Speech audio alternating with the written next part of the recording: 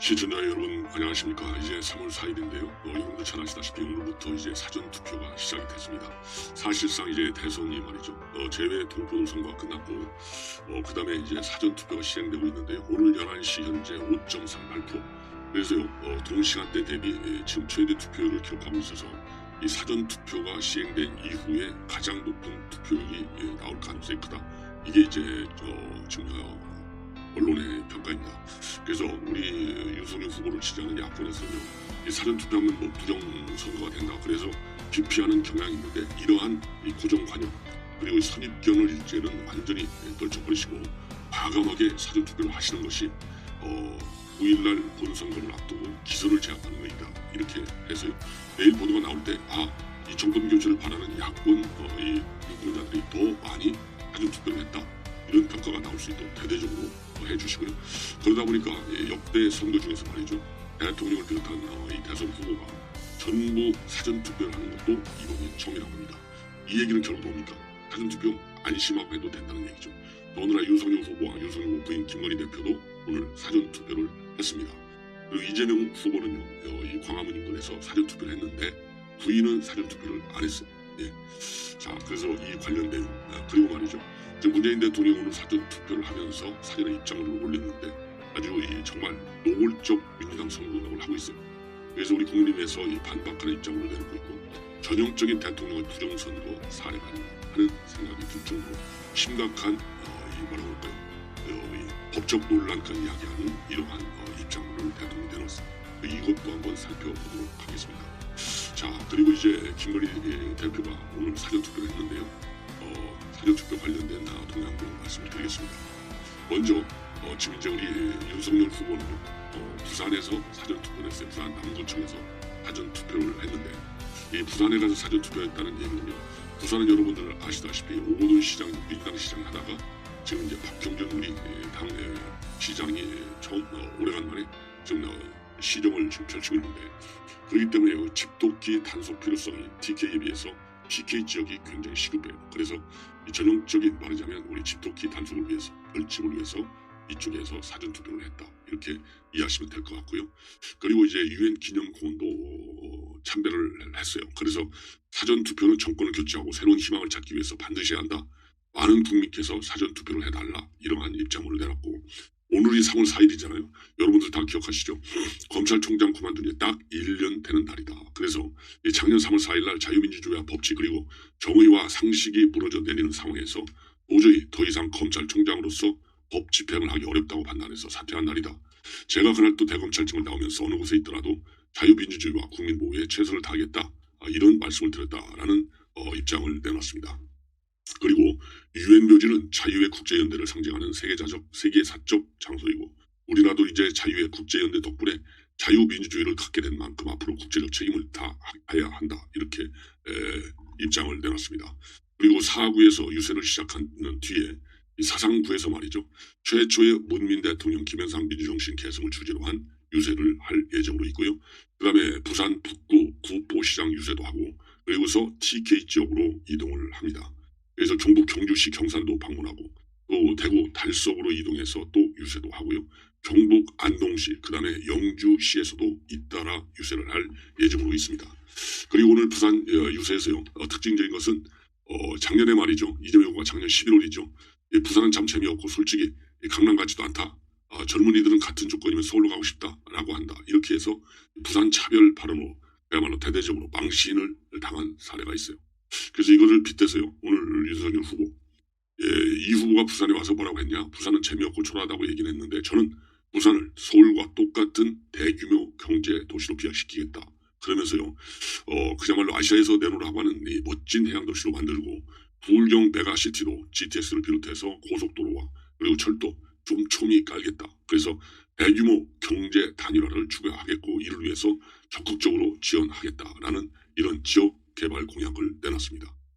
자, 그리고요. 일본 하면 도쿄하고 오사카 두 개가 생각나는 것처럼 대한민국 하면 서울과 부산 그리고 경제도시로 세계에서 알아주는 경제도시가 두 개가는 있어야 선진국이 되는 거 아니냐. 그래서 서울과 남쪽의 부산이 축이 돼야 대구와 광주도 함께 발전한다. 이러한 입장문을 또 내놨습니다.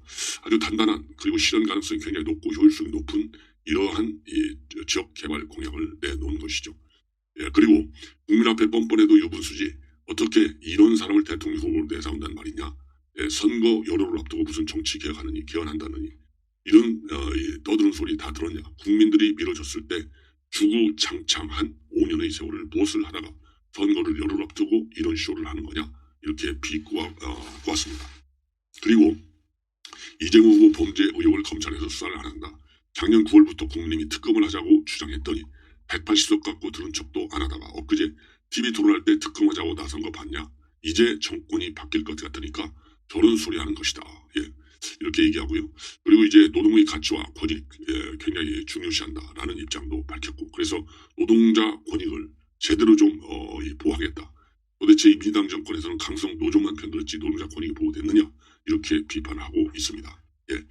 그리고 또 이 자영업자들, 소상공인들 엉터리 반격 때문에 손해가 컸는데 신속하게 보상해 주겠다. 그리고 민주당 정권에서 나눠주는 300만 원 한 달 임대료도 안 되는데 택도 없다. 돈에 절대 현혹되지 말라. 아주 옳은 얘기했죠. 예. 그리고 이제는 뭐 선거 대장정 마지막까지 왔는데 이제 마라톤이라고 한다면 스타디움에 들어오시고 끝까지 지지해달라라는 호소를 하고 있습니다. 그리고 지금 우리나라 코로나 확진자가 전 세계에서 1등인데 이 정부 도대체 뭐하고 있냐? 집에서 대기하면서 알아서 치료하는 것 아니냐? 국민의 생명과 건강도 다 내팽개친 정권이라고 비판하고요. 지금 문재인 정권은 박근혜 대통령 시절보다도 민주당 정권이 무려 500조라는 돈을 더 썼다. 더 쓴 거예요. 더 썼어. 그런데도 변변한 일자리 하나 만들어냈냐? 주 36시간의 비교적 안정적 일자리는 오히려 줄어들었다. 이렇게 아주 강력히 비판하고 있고요. 조금 전에 말씀을 드린 대로 이제 스타디움 안에 들어와서 이제 마지막 단계 아주 자신만만한 유세를 했다. 이렇게 평가를 합니다. 그리고 오늘 이제 김건희 대표요. 부인. 오늘 이제 서초구 자택 인근에 있는 서초 일동 주민센터에 아침 11시 19분에 사전 투표를 했습니다. 이 복장은요.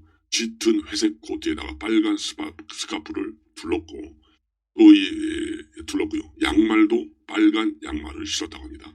그래서 이 빨간색 여러분들 뭐 국민이 상징하는 색깔이잖아요. 그래서 그야말로 우리 정권 교체를 국민 여러분들께서 이 빨간색 이걸 보고 다 같이 하나로 뭉치자 이런 메시지를 준 것 같아요. 참고적으로 윤석열 후보는 넥타이가 연분홍색 넥타이였습니다. 자, 그래서 오늘 이제 선거 사전 투표하는 데는요. 최지현 선대본부 부대변인이 동행을 했어요. 그래서 이 김건희 대표는 1층 투표소 입구에서 체온을 측정했고 투표를 마치고 퇴장하기까지 약 10분 정도 걸렸습니다. 그래서 비닐장갑을 끼고 기표소까지 기다리는 내내 무표정한 모습이었다. 그리고요. 이 사전투표 소감을 묻는 질문에 대해서는 고생이 많으십니다. 라고 했고요. 공식 선거운동을 안 할 것이냐 라는 기자들 질문에 대해서는 답하지 않고 바로 자동차로 현장을 이탈했다. 이렇게 지금 보도가 되고 있는데요. 이 얘기를 보면 제가 보기에는 공식 선거운동 기간 동안에 즉 9일까지 공개적인 선거운동은 하지 않겠다라는 입장을 가진 것 같습니다. 예. 자, 이에 비해서요. 아직까지도 김혜경 이 부인 김혜경 씨에 대한 사전투표 보도는 일체 나오지 않고 있습니다. 그만큼 그야말로 예산을 도둑질했잖아요. 이거 뭐 한두 번도 아니잖아요. 성남시장 때, 경기도지사 때 예산 도둑질, 공공차 도둑질 전부 도둑질만 한 것밖에 없어요. 그걸로 먹고 살았어. 이러니 사전투표 하겠어요? 제가 보기에는 내일쯤 사전투표 했으면 좋겠어요. 그래야 우리 이 언론인들 취재도 좀 하고 이 김혜경 사전투표하는 거 보고 우리 야권 유권자 여러분들께서도 저런 사람도 뻔뻔스럽게 투표 나오는구나. 우리도 투표하자. 이런 열기를 자극할 것 같습니다. 자, 오늘 이제 권영세 본부장이요. 아주 이재명 후보 제대로 직격을 가했어요. 우리가 흔히 뭐 직격탄 가했다 그러는데 오래간만에 권영세 본부장 제대로 직격을 가한 것 같습니다. 뭐라고 했냐면요. 이재명 출마는 민주당의 악몽이다. 존재 자체가 국민의 불행이다. 최근에 말이죠. 제가 보기에 권영세 본부장 점잖은 사람인데 권영세 본부장이 이렇게 세게 얘기하는 걸 처음 봤어요. 출마 자체가 민주당의 악몽이고 민주당은 존재 자체가 국민의 불행한 정당이다. 오죽하면 친문 정당인 깨시민당에 이어서 친문이라견 지지단체인 문꿀 오소리 부대 2만 명이 국민의힘 윤석열 후보를 지지하겠느냐. 이분들이 한 말 그대로 읽으면 함량비달 이 후보, 숱한 범죄, 비도덕에도 우리 증에서 나온 후보니까 무조건 표를 줘야 한다고 생각하진 않는다. 라고 이분들이 지지 이유를 얘기한 것을 인용했습니다.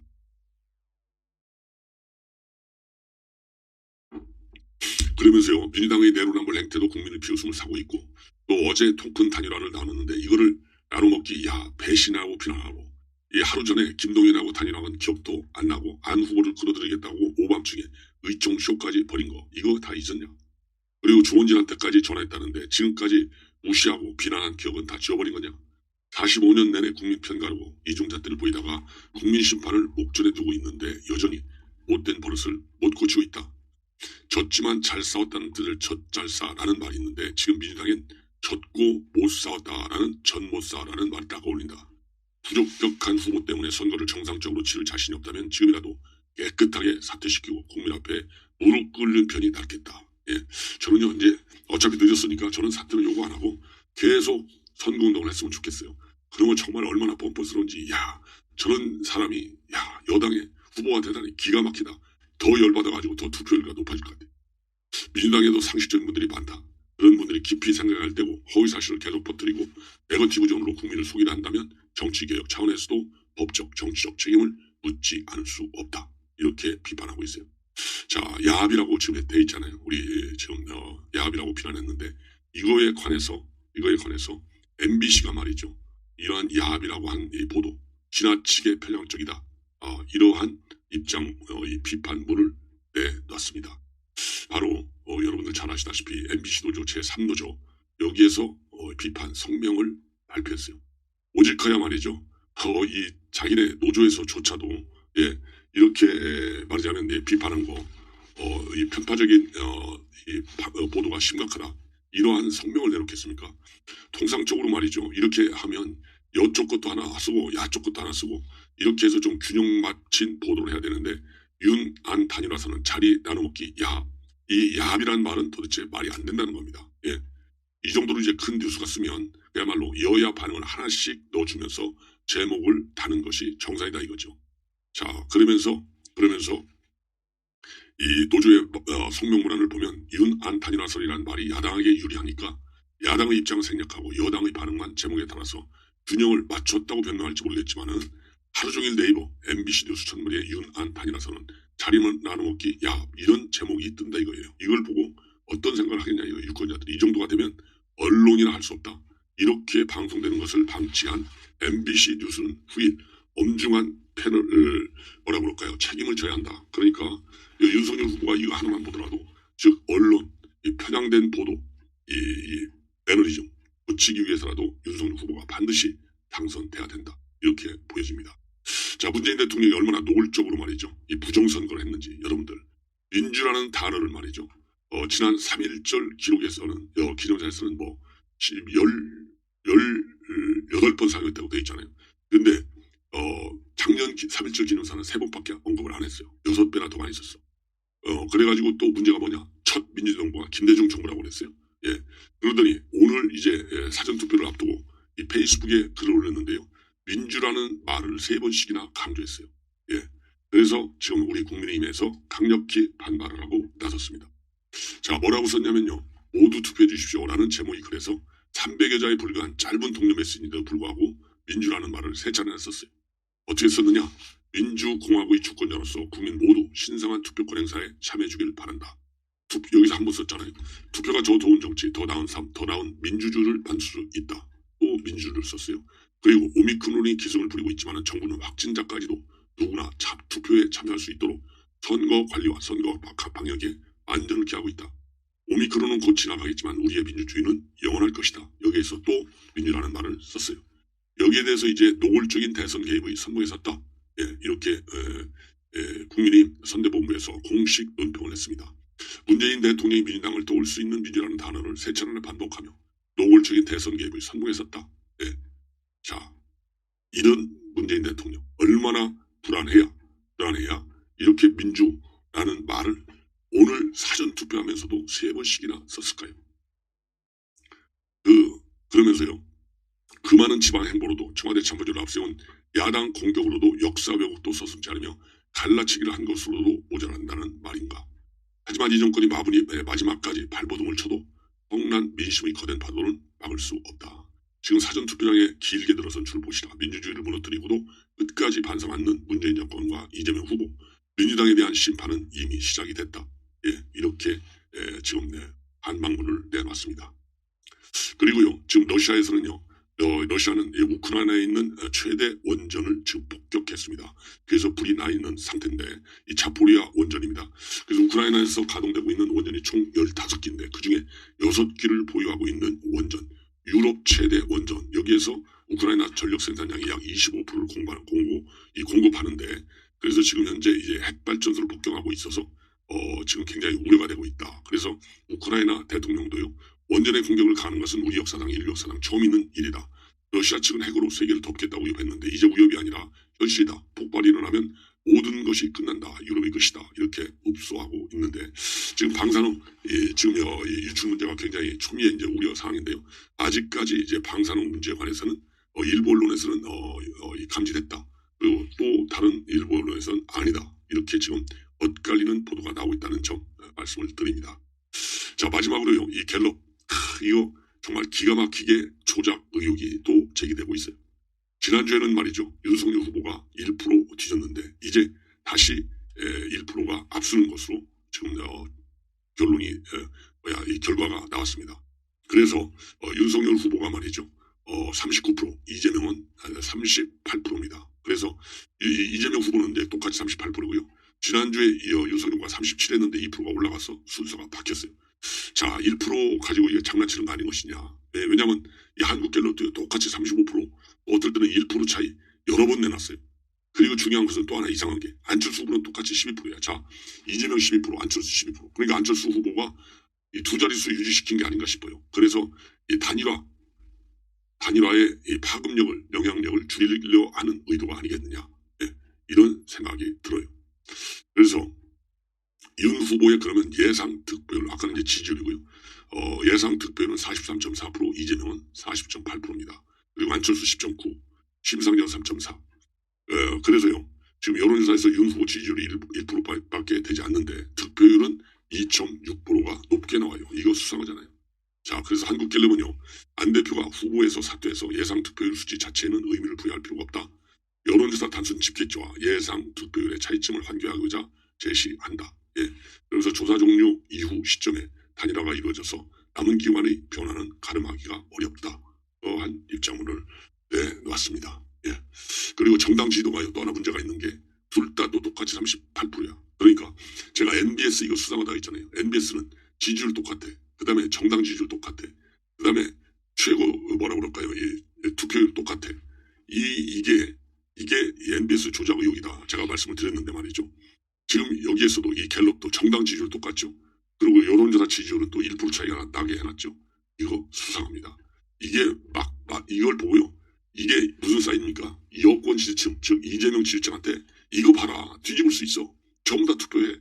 투표 독려 캠페인을 벌이는 것 같아요. 한국갤럽.